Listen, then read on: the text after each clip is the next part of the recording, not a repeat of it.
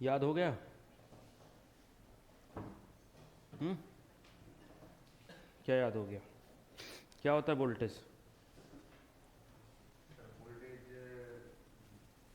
Positive charge का positive charge को अनंत से विद्युत क्षेत्र की बिंदु तक पहुंचाने का कार्य करता विद्युत क्षेत्र के किसी बिंदु तक लाने में किया गया कार्य क्या कहलाता है? वोल्टेज कहलाता है। उसके बाद हमने पोटेंशियल डिफरेंस देखा था, फिर हमने ओम का नियम देखा था। ठीक है, ओम का नियम क्या कहता है? ओम का नियम नहीं पढ़ा था? हम्म? भूल गया ओम का नियम? ओम का नियम ये कहता है किसी परिपथ में लगाया गया वोल्टेज भी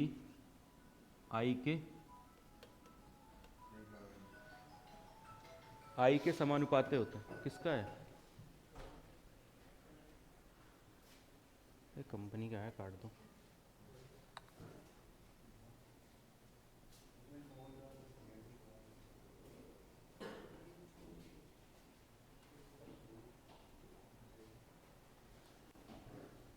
परिपथ में लगाया गया वोल्टेज भी आई के समानुपाती होता है, ये पढ़ाया था ना?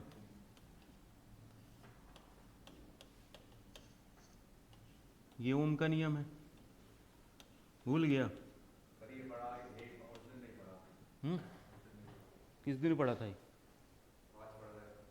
आज पढ़ रहे हैं? झूठ क्या बोल रहा है? और पीडीएफ में निकल गया तो है, पीडीएफ में निकल गया तो फिर शुक्रवार में नहीं आया।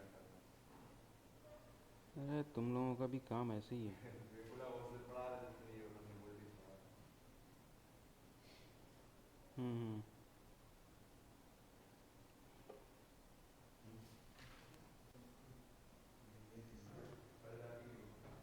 ये ओम का नियम है, ठीक है? ये पढ़ा था ना प्रीवियस क्लास में, ठीक है? फिर हमने ये देखा था कि रेजिस्टेंस लॉ देखा था, रेजिस्टेंस का नियम R बराबर रो एल बाई ए, पढ़ा था? हैं? प्रतिरोध का नियम पढ़ा था? हैं? इसमें ये क्या है? रो, रो का क्या कहा था हमने? पढ़ते भी हो, बस ऐसे ही चले आए हैं? पढ़ना भी तो चाहिए घर जाके।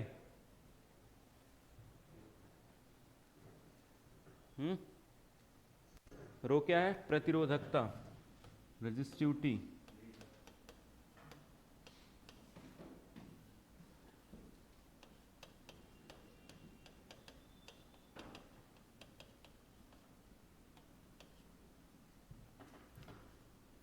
फिर मैंने कहा था रो जो है यह पदार्थ पर निर्भर करता है, पदार्थ पर निर्भर करता है। यानी पदार्थ बदलेगा ना तो ये बदलेगा, पदार्थ सेम रहेगा तो रो की वैल्यू क्या रहेगी? सेम रहेगी, ठीक है? हर एक पदार्थ के लिए रो का एक निश्चित वैल्यू होता है, ठीक है? एक स्पेसिफाइड वैल्यू होता है, ठीक है? और उस स्पेसिफाइड जो वैल्यू है, ठीक है, उसको कहते हैं प्रतिरोधकता, ठीक है? अब प्रतिरोधकता जो है इसकी इकाई क्या होती है? इकाई भी हमने निकाला था। इसकी इकाई क्या होती है प्रतिरोधकता की? इसकी इकाई, तो इसकी इकाई अगर हम निकालना चाहते हैं, इसकी इकाई अगर हम निकालना चाहते हैं तो इसकी इकाई कैसे निकालेंगे? रो बराबर कितना हो जाएगा? आर ए बटे एल। आर की इकाई क्या होती है? ओम, क्योंकि प्रतिरोध है। एरिया की होती है मीटर स्क्वायर, क्षेत्रफल की मीटर स्क्वायर, ये मीटर, मीटर से मीटर कट गया, क्या होती है? ओम मीटर। और प्रतिरोध की इकाई क्या होती है? ओम, ठीक है? प्रतिरोध की इकाई क्या होती है? ओम। धारा की यूनिट क्या होती है? धारा की इकाई क्या होती है? विद्युत धारा की? एम्पियर। याद होना चाहिए, ये नहीं कि सोचना पड़ रहा है विद्युत धारा की इकाई क्या होती है। फिर क्या मतलब इलेक्ट्रीशियन की पढ़ाई करने से हमें, जब बेसिक चीज़ें याद नहीं हो पा रही तो। ठीक है, फिर बोलते हैं सर नौकरी नहीं लग रही। कहाँ से नौकरी लगे? पढ़ना है नहीं, ठीक है, सीखना है नहीं, कहाँ से नौकरी मिलती है? नौकरी मिलने के लिए आपको ज्ञान होना ज़रूरी है ना, कि नहीं है? कहीं जाओगे तो कोई पूछेगा सबसे पहले कि क्या आता है क्या नहीं आता है। ठीक है, वोल्ट मीटर अमीटर आता नहीं है, जानते नहीं हो, करंट वोल्टेज जानते नहीं हो, सोच रहे हो नौकरी मिल जाए, तो फिर वही मजदूर वाली नौकरी मिलेगी, है ना? तो सबको मिलती है मजदूरी वाली। तो यहाँ पर हम बात कर रहे हैं किसकी? रेजिस्टिविटी की। रेजिस्टिविटी की इकाई क्या होती है? ओम मीटर। ठीक है, जितनी भी चीज़ें मैंने अभी तक पढ़ाई हैं सब इम्पॉर्टेंट हैं, सब वाइवा में भी पूछे जाते हैं और सब कॉम्पिटिटिव एग्जाम में भी पूछे जाते हैं। ठीक है, जैसे धारा है, धारा की इकाई क्या होती है? तो धारा की इकाई होती है एम्पियर। ठीक है, धारा की इकाई क्या होती है? एम्पियर। वोल्टेज पूछता है आदमी, तो वोल्टेज, ईएमएफ और पोटेंशियल डिफरेंस तीनों की इकाई क्या होती है? वोल्ट। ठीक है, उसके बाद मैंने प्रतिरोध पढ़ाया। प्रतिरोध की जो इकाई होती है वो क्या होती है? ओम होती है। ठीक है, प्रतिरोध की इकाई क्या होती है? ओम। इसके बाद मैंने प्रतिरोधकता पढ़ाया। प्रतिरोधकता, प्रतिरोधकता की इकाई क्या होती है? ओम मीटर। क्या होती है? ओम मीटर। ये किसकी इकाई है? प्रतिरोधकता की। कितनी? ओम मीटर। ठीक है, प्रतिरोधकता के बाद हमने इन तीनों में संबंध देखा था, वोल्टेज, करंट और रेजिस्टेंस में। ठीक है, इसको नापा जाता है अमीटर से। किससे? अमीटर से। इस तरीके का सिंबल होता है अमीटर का, इससे नापा जाता है। इससे नापा जाता है वोल्ट मीटर से। इसको नापने के लिए वोल्ट मीटर का उपयोग करते हैं। इसका सिंबल क्या होता है? भी होता है। इसको नापने के लिए हम ओम मीटर का उपयोग करते हैं, ओम मीटर का। ठीक है, ओम मीटर का उपयोग करते हैं। ठीक है, ओम का ये सिंबल होता है ऐसे। ठीक है, इस ओम का सिंबल होता है। ठीक है, प्रतिरोधकता को डायरेक्ट नहीं नापा जा सकता, इसको नापने के लिए अलग विधियों का उपयोग किया जाता है। ठीक है, तो ये चार चीज़ें हम पढ़ चुके थे। ठीक है, पहला, दूसरा, तीसरा और चौथा। प्रतिरोधकता जो है इसको हम विशिष्ट प्रतिरोध भी कहते हैं, स्पेसिफिक रेजिस्टेंस भी कहते हैं, विशिष्ट प्रतिरोध कहते हैं, स्पेसिफिक रेजिस्टेंस इंग्लिश में कहा जाता है। स्पेसिफिक जो रेजिस्टेंस होता है, specified resistance of the material, पदार्थ का एक निश्चित प्रतिरोध होता है। ठीक है, उसको क्या कहा जाता है? प्रतिरोधकता कहा जाता है, स्पेसिफिक रेजिस्टेंस कहा जाता है। अब हम स्पेसिफिक रेजिस्टेंस यानी प्रतिरोधकता को दोबारा अगर डिफाइन करें, स्पेसिफिक रेजिस्टेंस, ठीक है, या इंग्लिश में इसको क्या कहा जाता है? रेजिस्टिविटी। इंग्लिश में क्या कहा जाता है इसको? रेजिस्टिविटी। हिंदी में इसको प्रतिरोधकता पढ़ा जाता है, प्रतिरोधकता। और इसको पढ़ा जाता है विशिष्ट प्रतिरोध।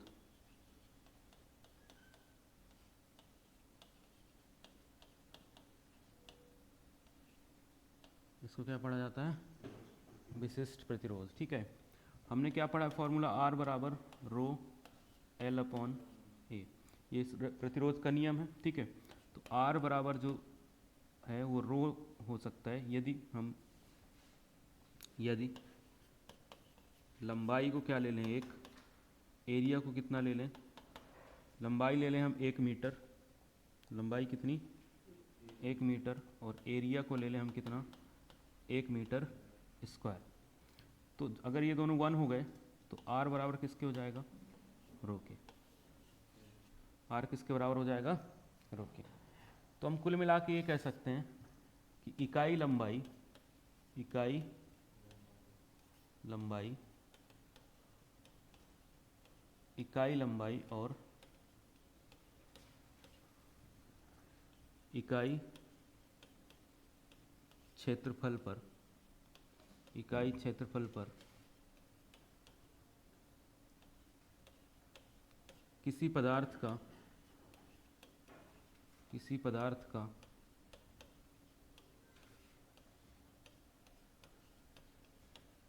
जितना प्रतिरोध होता है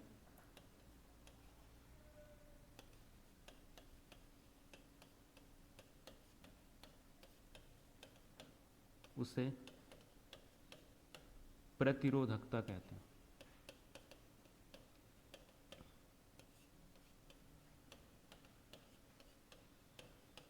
इसको क्या कहते हैं? प्रतिरोधकता। इकाई लंबाई और इकाई क्षेत्रफल पर, in unit area and unit length. हाँ, इकाई लंबाई और इकाई क्षेत्रफल पर जितना प्रतिरोध होगा उसको क्या कहेंगे हम? प्रतिरोधकता कहेंगे। क्या कहेंगे उसको हम? प्रतिरोधकता कहेंगे। ठीक है,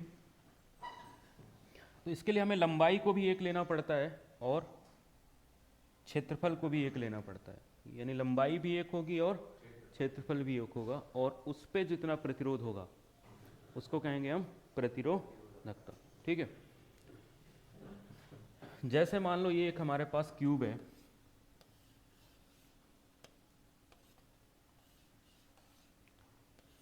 इस क्यूब का लंबाई और चौड़ाई सब कुछ एक होगा। ठीक है, 1 होगा इसका, इसका भी 1 होगा, 1, 1 मीटर लंबाई, 1 मीटर चौड़ाई। ठीक है, तो इस यहाँ से अगर करंट इंटर करता है, ठीक है, और यहाँ से क्या होता है? बाहर आता है। यहाँ से धारा इंटर करेगी और यहाँ से बाहर आएगी। ठीक है, तो इसका इकाई लंबाई और इकाई क्षेत्रफल हो गया। तो इसका जितना भी प्रतिरोध होगा, जितना इसमें धारा को रोका जाएगा, प्रतिरोध का मतलब क्या है? धारा को रोकता है। तो धारा को जितना भी अपोज करेगा, यहाँ से यहाँ जब जैसे एंटर करेगा तो उसको रोकेगा। तो उसका रोकने का काम किसका होता है? रेजिस्टेंस का। करंट को रोकने किसका काम होता है? रेजिस्टेंस का। ठीक है, तो जितना रोकेगा इकाई लंबाई और इकाई क्षेत्रफल पर, उसको क्या कहेंगे हम? प्रतिरोध कहेंगे। ठीक है, और इसको क्या कहेंगे? प्रतिरोध। उसी प्रतिरोध को हम प्रतिरोधकता कह देंगे। ठीक, हाँ, तो ये जो रेजिस्टेंस है, ठीक है, कहाँ पर? इन दोनों फेसेस के बीच में, दो अपोजिट फेसेस के बीच में। ठीक है, एक ये वाली फेस और ये वाली फेस एक दूसरे के सामने है। ठीक है, तो हम इसको ये भी कह सकते हैं, इसकी दूसरी परिभाषा, सेकेंड डेफिनेशन। ठीक है, दूसरी परिभाषा क्या हो सकती है? दूसरा इसका प्रतिरोधकता को हम इस तरीके से भी परिभाषित कर सकते हैं, इस तरीके से डिफाइन करते हैं कि किसी भी मटेरियल के दो विपरीत फलकों के बीच में, टू अपोजिट फेसेस के बीच में, प्रति इकाई आयतन पर, अब इसका आयतन होगा, जितना प्रतिरोध होगा उसको भी हम प्रतिरोधकता कह सकते हैं। ठीक है, किसी पदार्थ के दो अपोजिट फेसेस, अपोजिट फेसेस समझ गए? विपरीत फलकों, विपरीत फलकों के बीच प्रति इकाई आयतन पर यूनिट वॉल्यूम, आयतन पर जितना प्रतिरोध होता है, जितना प्रतिरोध होता है उसे प्रतिरोधकता कहा जाता है।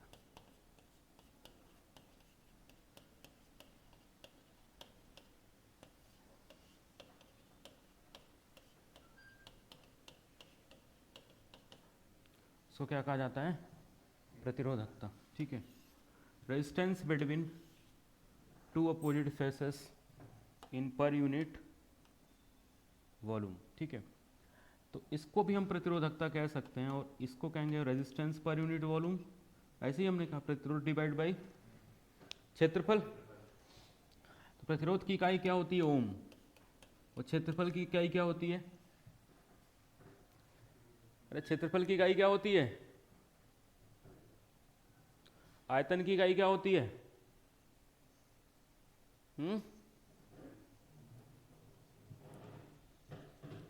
क्या होती है?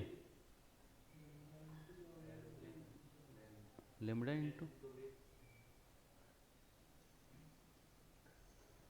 कितने महान लोग बैठे हैं।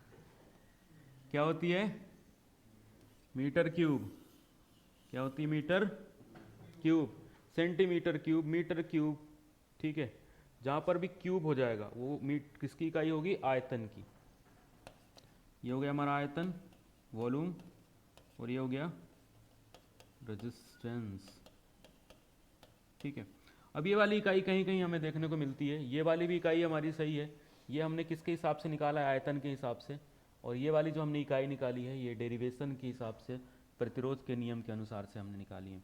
ये दोनों फॉर्मूले इंपॉर्टेंट हैं, ये वाला तो बहुत इंपॉर्टेंट है।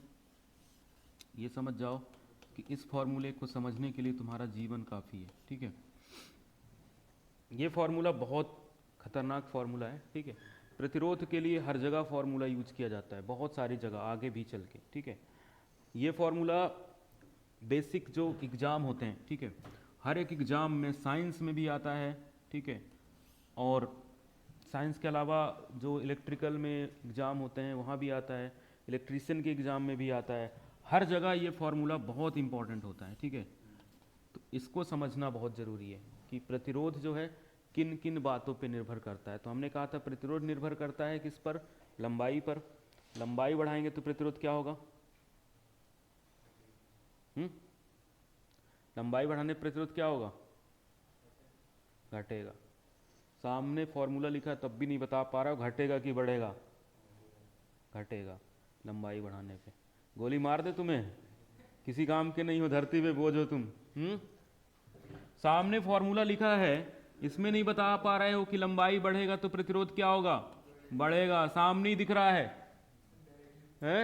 Directly proportional to. Previous class में भी हम पढ़ चुके हैं, पुरानी क्लास में भी। उसके बाद भी बोल रहे हो कि लंबाई बढ़ाने पे प्रतिरोध क्या होगा? घटेगा। ये कौन सी बात हुई है?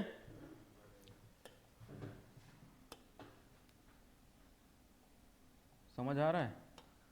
सामने फॉर्मूला लिखा है, इसके बाद भी इतनी दिक्कत हो रही, ठीक है। ये व्युत्क्रमानुपात में है, ये इसके समान अनुपात में होता है, ठीक है।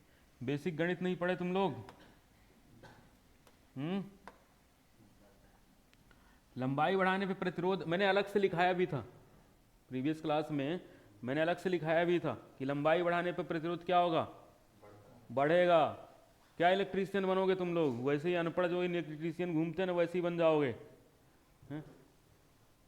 जब ये नहीं पता कि तार की लंबाई बढ़ाएंगे तो प्रतिरोध क्या होगा? बढ़ेगा, ठीक है। प्रतिरोध कम करने के लिए हम मोटा तार यूज करते हैं।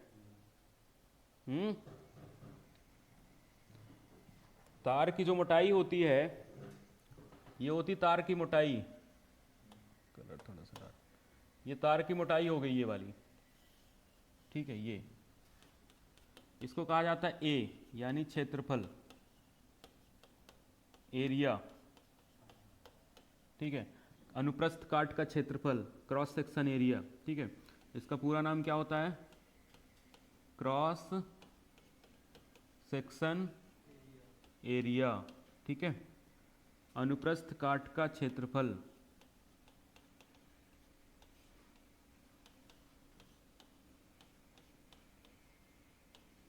अनुप्रस्थ काट का क्षेत्रफल, ठीक है। लंबाई बढ़ाने पर प्रतिरोध क्या होगा?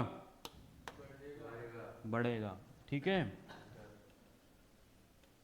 अगर हम लंबाई क्या कर रहे हैं?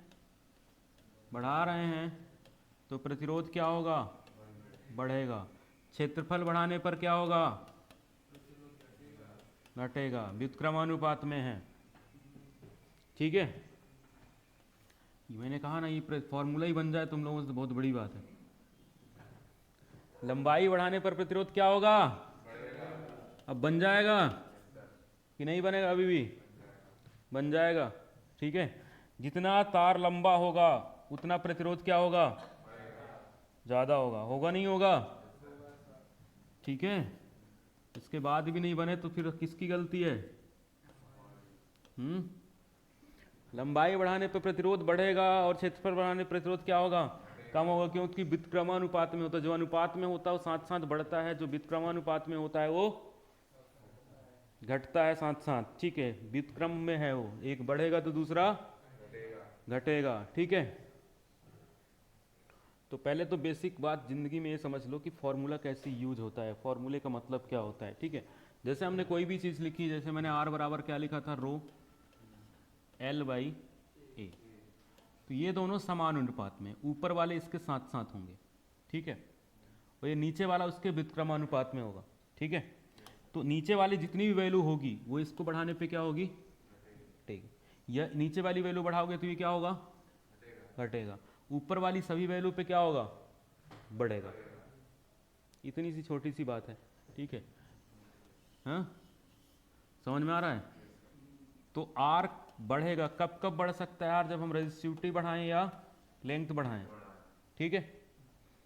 आर की वैल्यू क्या होगी, आर की वैल्यू क्या होगी, बढ़ेगी, ठीक है। आर की वैल्यू बढ़ेगी, आर की वैल्यू कम होगी जब हम क्या करेंगे, एरिया बढ़ा देंगे तो, ठीक है।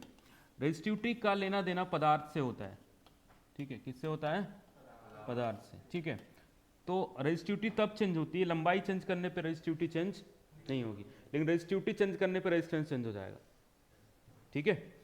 जैसे हम दो अलग अलग मटेरियल लेके आते हैं, एक कॉपर लेके आते हैं और एक एल्युमिनियम लेके आते हैं, तो कॉपर का जो प्रतिरोध है वो क्या होगा, ज़्यादा होगा, और एल्युमिनियम का क्या होगा, कम होगा। ये बात 100% सही नहीं है, क्योंकि हम अगर वो एल्युमिनियम मोटा ले आए, कॉपर पतला ले लिए, ठीक है, तो जब भी हम कहते हैं कि किसका प्रतिरोध ज़्यादा होगा, तो प्रतिरोध नहीं बताते, क्या बताते हैं, प्रतिरोधकता बताते हैं, क्योंकि प्रतिरोधकता किसका है, पदार्थ का गुण है। किसी भी पदार्थ का प्रतिरोधकता यानी रेजिस्टिविटी अलग अलग होगी, समझ में आ रहा है। किसी भी पदार्थ की रेजिस्टिविटी क्या होगी, अलग अलग होगी। रेजिस्टेंस डिपेंड करता है उसका क्रॉस सेक्शन एरिया कितना और उसकी लंबाई कितनी, ठीक है। रेजिस्टेंस इस बात पे सिर्फ डिपेंड नहीं करता कि वो मटेरियल चेंज कर दोगे तो प्रतिरोध चेंज हो जाएगा, मटेरियल चेंज करने के साथ साथ लंबाई और क्षेत्रफल भी चेंज करना जरूरी। एक हम लोहा लेके आ गए, इतना मोटा लोहा है, और एक कॉपर ले आए पतला, तो किसका प्रतिरोध ज्यादा होगा, लोहे का। ये नहीं, कॉपर का ज्यादा होगा, क्योंकि कॉपर पतला है, ठीक है, कॉपर क्या है, पतला है। प्रतिरोधकता की अगर हम बात करेंगे तो कॉपर की हमेशा क्या होगी, कम होगी, ठीक है। कॉपर की प्रतिरोधकता क्या होगी, हमेशा कम होगी, और लोहे की प्रतिरोधकता हमेशा ज्यादा होगी, ठीक है। इसलिए रेजिस्टिविटी देखा जाता है कि कौन से मटेरियल का रेजिस्टिविटी ज़्यादा है, उस हिसाब से अच्छा माना जाएगा, मतलब खराब माना जाएगा इलेक्ट्रिकल के लिए, बाकी के लिए खराब नहीं है। ये नहीं कि जिसका प्रतिरोध ज़्यादा है वो इलेक्ट्रिकल के लिए खराब होगा, ऐसा नहीं है, वो दूसरे मटेरियल के लिए सही भी हो सकता है। हमें प्रतिरोध भी चाहिए, बिना प्रतिरोध के हीटिंग नहीं होगी। पानी गर्म करने के लिए भी हम किसका उपयोग करते हैं, प्रतिरोध का ही तो उपयोग करते हैं। प्रतिरोध ज़्यादा होगा तो पानी गर्म होगा, प्रतिरोध नहीं होगा पानी गर्म नहीं होगा। इमर्सन रॉड जो हम मार्केट से लेके आते हैं, गीजर लेके आते हैं, इन सब में क्या होता है, हीटिंग होता है, ठीक है, गर्म होता है। हाँ, विद्युत धारा के कई सारे प्रवाह हो, मतलब प्रभाव होते हैं, ठीक है, ठीक। कौन कौन से, विद्युत धारा के, विद्युत धारा के प्रभाव, विद्युत धारा के प्रभाव का उपयोग किया जाता है। विद्युत धारा का डायरेक्ट उपयोग नहीं करते हैं। विद्युत धारा का डायरेक्ट उपयोग कैसे करोगे, करंट खाने में करोगे, ठीक, करंट लगाने के लिए करंट थोड़ा बहुत अमाउंट में दिया जाता है, मतलब उनको जो दिया जाता है जो पागल होते हैं, थोड़ा सा सही हो जाए, है ना, उनको दिया जाता है, मतलब शौक दे के, या पुलिस वाले जब टॉर्चर करते हैं तब देते हैं, ठीक है। तो विद्युत धारा का प्रभाव क्या होता है, एक होता है रासायनिक प्रभाव, केमिकल इफेक्ट, रासायनिक प्रभाव, ठीक है, केमिकल इफेक्ट,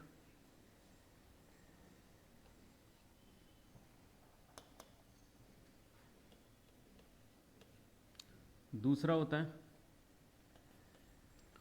चुंबकीय प्रभाव,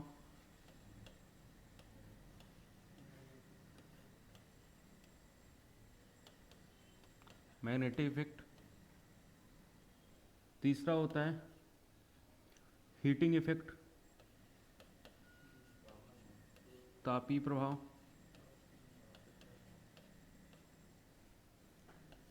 चौथा होता है स्थिर विद्युत,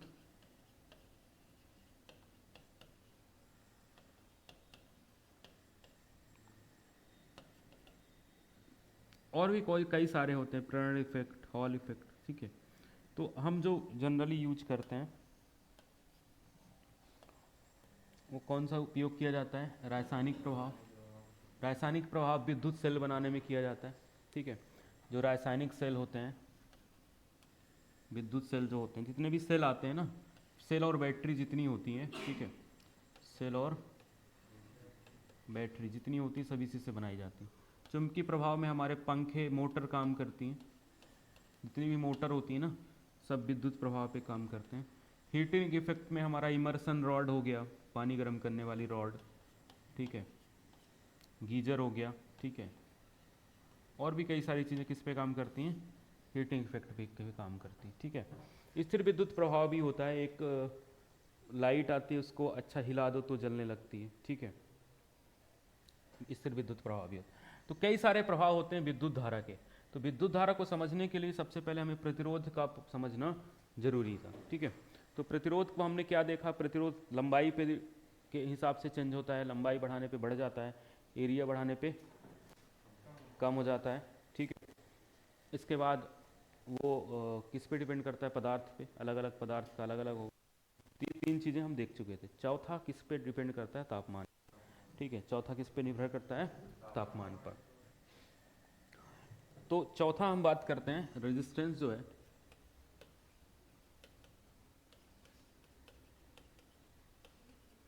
रेजिस्टेंस तापमान पर निर्भर करता है।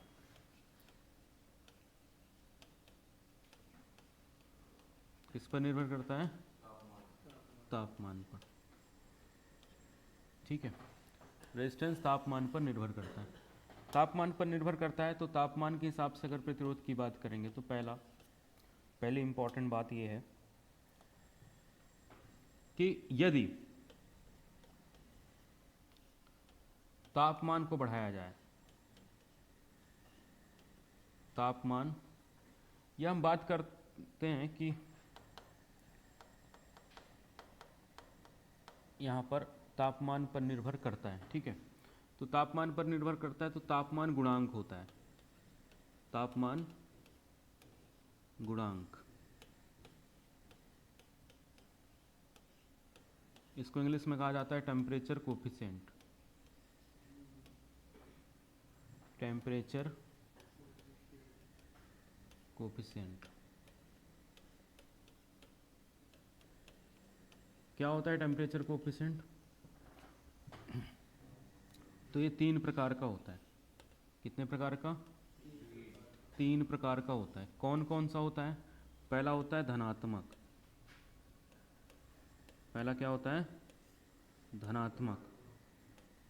धनात्मक ताप गुणांक, ऋणात्मक निगेटिव, पॉजिटिव निगेटिव, और तीसरा होता है जीरो, ठीक है।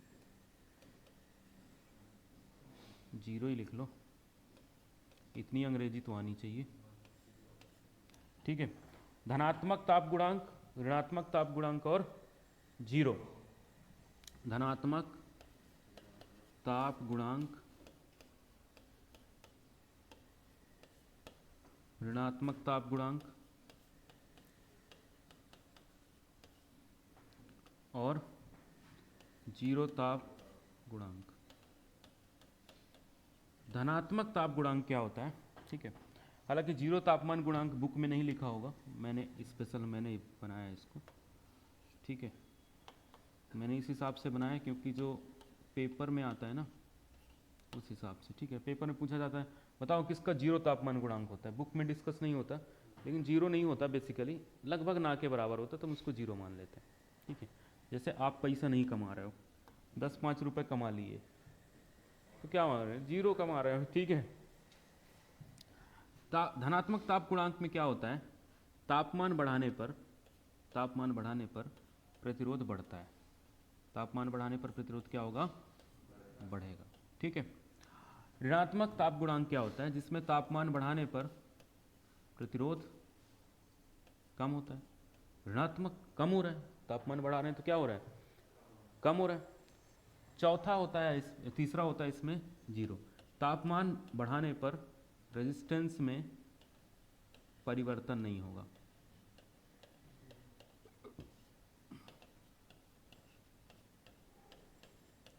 तापमान बढ़ाने पर रेजिस्टेंस में परिवर्तन नहीं होगा। ठीक है। यदि हम तापमान बढ़ाते हैं तो रेजिस्टेंस क्या होगा? बढ़ेगा। क्या कहेंगे? Positive temperature coefficient. ठीक है, क्या कहेंगे हम इसको? Positive temperature coefficient. तापमान बढ़ाने पर प्रतिरोध क्या होता है? कम होता है। उसको क्या कहा जाता है? ऋणात्मक ताप गुणांक। तापमान बढ़ाने पर उसमें कोई परिवर्तन ना हो, क्या कहेंगे हम इसको? जीरो तापमान गुणांक। ठीक है। अब इसमें कौन से ऐसे लोग हैं जो आते हैं? ठीक है, तो इसमें सारी धातुएं आती हैं। कौन आती हैं? धातुएं। सारी धातुएं इसमें अंदर आती हैं। धातुओं से मिलकर बनता है कौन? मिश्र धातु। तो मिश्र धातु वाले लोग भी यहीं आएंगे। ठीक है। इसमें सारे कौन आते हैं? अधातु आते हैं। कौन आते हैं? अधातु। और कौन आते हैं? और आते हैं अचालक। अचालक और कुचालक। कुचालक बोलते हैं, कुचालक। ठीक है, हालांकि नॉन मेटल ही कुचालक होते हैं। ठीक है, कुचालक आते हैं और अधातु आते हैं। मतलब कुचालक, अधातु, और एक होता है अर्धचालक। कुल मिला के ये समझो कि एक हो गया मेटल, धातु, और एक जितने हो गए नॉन मेटल। ठीक है, नॉन मेटल वाले लोग सब किस में आएंगे? इसमें। नॉन मेटल्स और मेटल्स। इसमें मेटल्स से बने लोग और इसमें नॉन मेटल वाले आपस में सब आ गए। ठीक है, अब इसमें कौन आएगा? तो इसमें दो लोगों के नाम लिख लो, दो बहुत ही फेमस लोग हैं। एक हो मैग्नीन। अब फेमस लोग कौन होते हैं? जो हमारे काम के होते हैं, जो हमारे जीवन में काम आते हैं। कि हम अगर इलेक्ट्रीशियन से पढ़ाई कर रहे हैं तो हमारे लिए फेमस कौन है? मैग्नीन है, यूरेका है, कॉन्स्टेंटन है। ये लोग फेमस होने चाहिए। जबकि हम फेमस किसको मान लेते हैं? नाचने गाने वालों को, है ना। मैग्नीन और कॉन्स्टेंटन। ठीक है, इनका तापमान गुणांक लगभग जीरो होता है। जीरो तो नहीं होता, लगभग जीरो माना जाता है मैग्नीन और कॉन्स्टेंटन का। ठीक है, तो यहां पर धातुएं कौन कौन सी होती हैं? सोना हो गया, चांदी हो गई, लोहा हो गया, एल्युमिनियम हो गया, ठीक है, कॉपर हो गया। ये सब किस में आते हैं? तो इनका अगर हम तापमान बढ़ाएंगे तो प्रतिरोध क्या होगा? बढ़ेगा। क्या होगा? बढ़ेगा। ठीक है, सोना, चांदी, हीरा जवाहरात, मतलब हीरा उरा इसमें नहीं आएगा, लेकिन सोना चांदी आएगा। सोना जो है ना, ये सबसे ज़्यादा मेलिएबल होता है। मेलिएबल मतलब आघात वर्धनी होता है। इसकी सीट्स, पतली सीट्स बनाई जा सकती हैं। सोने की हम क्या कर सकते हैं? पतली सीट्स बना सकते हैं। सोने की हम पतली सीट्स के फॉर्म में बना सकते हैं। चांदी विद्युत का सबसे अच्छा चालक होता है, लेकिन हम चांदी का उपयोग नहीं करते हैं क्योंकि महंगा होता है। ठीक है, नहीं तो चोर आएगा तो विद्युत का सारा तार निकाल ले जाएगा।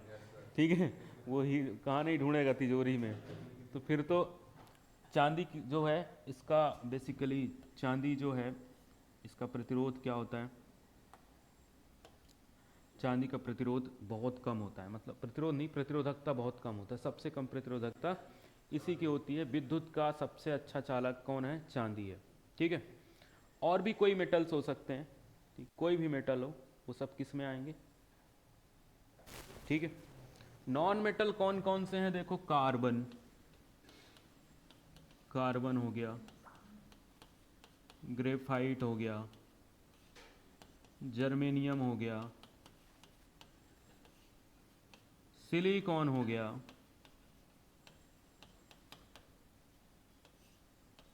सिलिकॉन हो गया, पीबीसी हो गया, रबर हो गया, लकड़ी हो गया, माइका हो गया, ठीक है, ग्लास हो गया, और भी बहुत सारे लोग, जितने भी नॉन मेटल्स हैं सब इसमें आएंगे, ठीक है।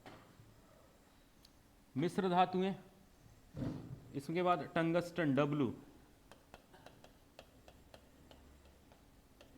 टंगस्टन डब्लू, ये भी मेटल है।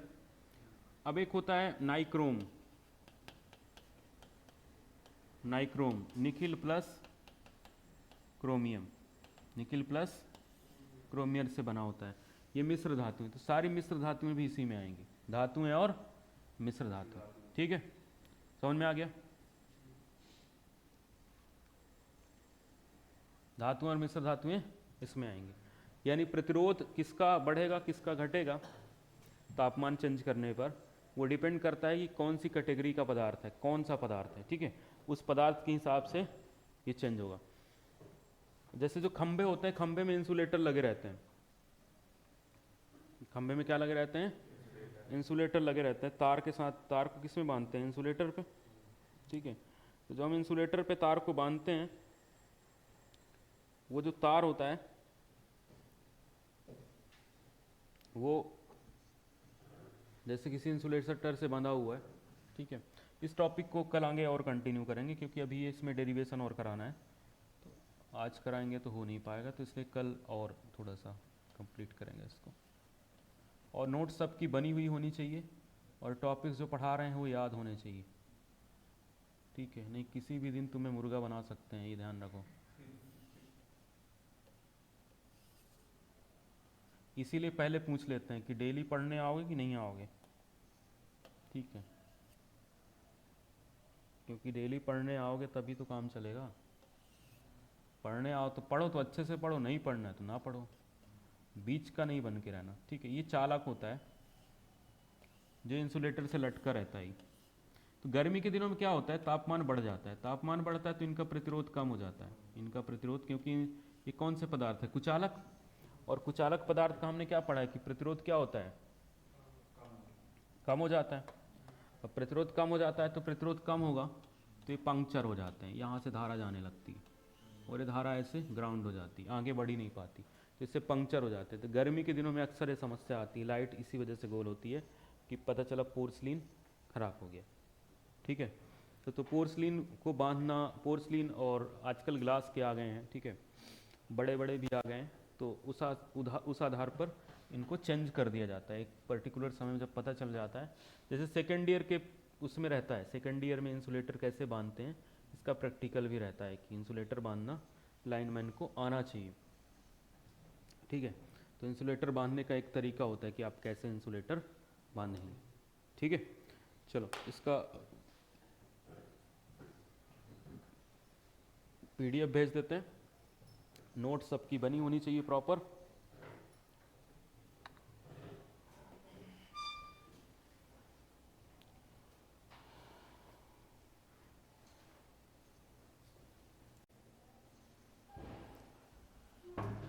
हम पढ़ रहे थे तापमान गुणांक, ठीक है, temperature coefficient.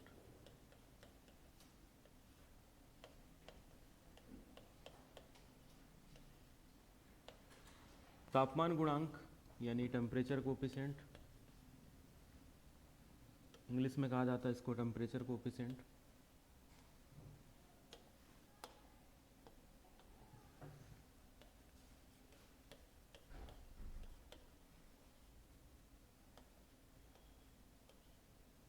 Temperature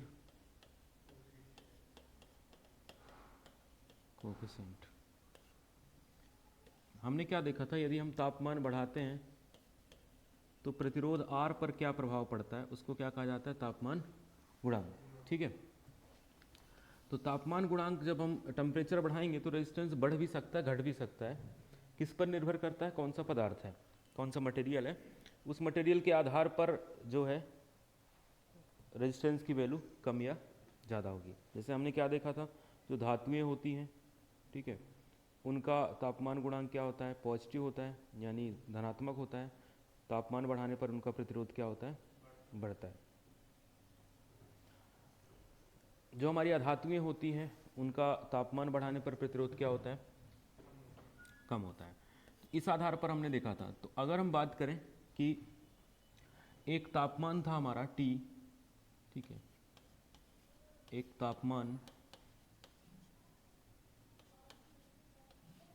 T reference पर, T रेफरेंस पर प्रतिरोध R रेफरेंस है, कितना है, ठीक है, ये केस नंबर 1 हो गया। ठीक है, तापमान को बढ़ाया गया, तापमान को बढ़ाया गया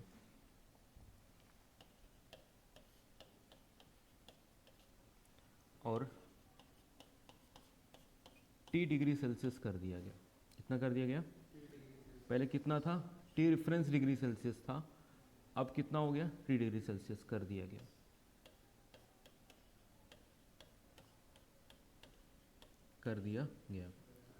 तो रेजिस्टेंस कितना हो गया, तो रेजिस्टेंस RT हो गया।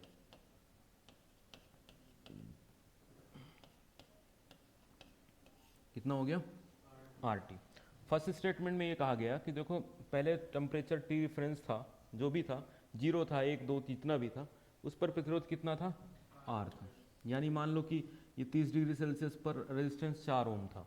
अब प्रतिरोध को बढ़ा दिया गया और 30 से 40 कर दिया गया, तो प्रतिरोध 4 से 5 हो गया, जो भी एक संख्या में बढ़ गया होगा और घट गया होगा, इतनी सी बात है यहाँ पर। अब इसमें देखो क्या हुआ कि रेजिस्टेंस कितना बढ़ा, ठीक है, रेजिस्टेंस कितना बढ़ा। अगर आपसे पूछा जाए कि एक बात बताओ कि रेजिस्टेंस में कितना इंक्रीमेंट हुआ, कितना रेजिस्टेंस बढ़ा, ठीक है, तो रेजिस्टेंस की वैल्यू कितनी बढ़ी, डब्ल्यू क्यों ले रहा है, रेजिस्टेंस का मान, रेजिस्टेंस का मान कितना बढ़ा, कितना बढ़ा, रेजिस्टेंस का मान कितना बढ़ा, पहले कितना था, R रेफरेंस था, अब कितना हो गया, RT, तो RT माइनस R रेफरेंस हो गया। रेजिस्टेंस का मान कितना बढ़ा, RT माइनस R रेफरेंस हो गया। ठीक है, समझ में आया। पहले मान लो कितना था, ये 5 ओम था, अब कितना हो गया, नया प्रतिरोध कितना हो गया, 6 ओम हो गया, तो कितना बढ़ा, 6 माइनस 1, 6 माइनस 5, कितना बढ़ा, 1 बढ़ा। ठीक है, तो इसी तरीके से यहाँ जो प्रतिरोध है, ठीक है, वो प्रतिरोध की वैल्यू कितनी बढ़ेगी यहाँ पर, RT माइनस R नॉट। अब ये जो RT माइनस R नॉट है, ठीक है, इसका मान निर्भर करता है, किस चीज़ों पर निर्भर करता है, तो पहला डिपेंड करता है, किन चीज़ों पर डिपेंड करता है, पहला कि प्रारंभिक में प्रतिरोध कितना था, यानी RT minus R not, R reference समानुपाती होता है R रेफरेंस के, किसके समानुपाती होता है, R रेफरेंस के, कि शुरू में प्रतिरोध कितना था, शुरू में प्रतिरोध कितना था। दूसरी बात, RT माइनस R रेफरेंस इस बात पे भी निर्भर करता है कि तापमान कितना बढ़ा, तो तापमान कितना बढ़ा, पहले कितना था, T रेफरेंस था, अब कितना हो गया, T, तो कितना बढ़ा, T माइनस T रेफरेंस। ठीक है, तो तापमान में बढ़ोतरी मतलब T degree Celsius minus T reference. ठीक है, इन दोनों, ये दोनों समानुपाती का निशान है, ये भी समानुपाती का निशान है, समानुपाती का निशान है, ये वाला भी और ये वाला भी समानुपाती का निशान है। इन दोनों को अगर मिला के लिख दिया जाए तो RT माइनस R रेफरेंस समानुपाती हो जाएगा T माइनस T रेफरेंस और R रेफरेंस, R रेफरेंस। ठीक है, अब समानुपाती इसका साइन हटाएंगे तो RT माइनस R रेफरेंस बराबर आ जाएगा यहाँ पर अल्फ़ा किसका, रेफरेंस का। ठीक है, alpha reference T minus T reference और आर रेफरेंस का, ठीक है। अब यहाँ से अल्फा रेफरेंस अगर निकालते हैं, अल्फा रेफरेंस क्या है, तापमान गुणांक, तो ये हो जाएगा R T minus R reference divide by T minus T reference into R reference, ठीक है। ये अल्फा रेफरेंस है, यानी इसको क्या कहा जाता है, तापमान गुणांक, टेम्परेचर कोफिशिएंट। ये बहुत इंपॉर्टेंट फॉर्मूला है, कई बार एग्जाम में आया है, ठीक है। कॉम्पिटिटिव एग्जाम में भी पूछा गया, नॉर्मली पूछा गया। अगर वो कहता कि 0 डिग्री सेल्सियस पहले था, तो हम यहाँ 0 लिख देते टी रेफरेंस, और अल्फा किसका आता है, ये वाला 0 का, आर कितना होता 0, कि 0 डिग्री सेल्सियस पे इतना है, तो हम 0 से फिर सॉल्व करते हैं इसको, ठीक है। बट यहाँ पर हम कहाँ से सॉल्व कर रहे हैं, रेफरेंस से लेके सॉल्व कर रहे हैं, इस वजह से रेफरेंस वाला है, ठीक है। तो ये हो गया कॉन्सेप्ट किसका, तापमान गुणांक का, ठीक है, तापमान गुणांक का ही हो गया, ठीक है। अब जो प्रतिरोध होता है, प्रतिरोध का मतलब होता है जो धारा के प्रवाह का क्या करता है, रुकावट पैदा